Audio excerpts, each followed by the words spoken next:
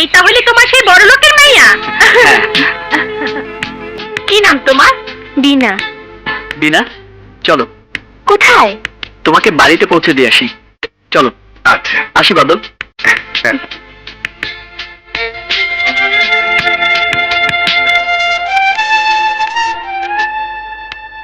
এটা মনে করবেন না, আপনার পাঠানো গুন্ডাদের ভয়ে ওকে আমি ফিরিয়ে দিচ্ছি। আপনার মেয়েকে আপনারই কাছে আমি আমার আমানত হিসেবে রেখে যাচ্ছি। Most welcome. আমার মেয়ে তোমাকে কতটা চিনেছে জানি না, তবে আমি তোমাকে সঠিক চিনতে পেরেছি। তোমার সরাসরি অ্যাপ্রোচ আমার পছন্দ হয়েছে। I like it. তোমার হাতে আমার মেয়ের জীবন নিরাপদ হবে। বাবা, হ্যাঁ? এই কি তোমার নতুন পরিকল্পনা? পরিকল্পনা না রে মা, সিদ্ধান্ত।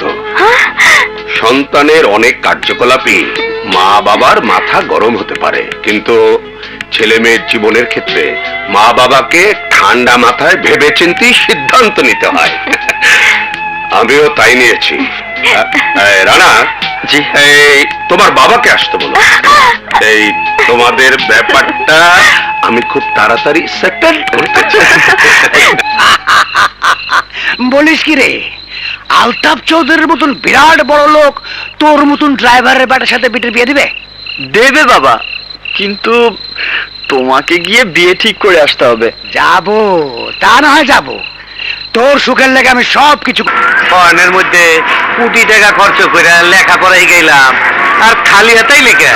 খালি হাত কি ভাইজান, হাফ ডজন ডিগ্রি নিয়ে এসেছি, সেই সাথে এনেছি অনেক স্টাইল।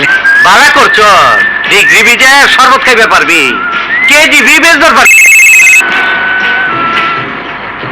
কি মিয়া চৌধুরী, 50 লাখ টাকা অগ্রিম লইয়া নাকে হৌরার তেল মাইরা সুখের নিতে যাইতাছ, অসুখ বানাই দেবো কিন্তু।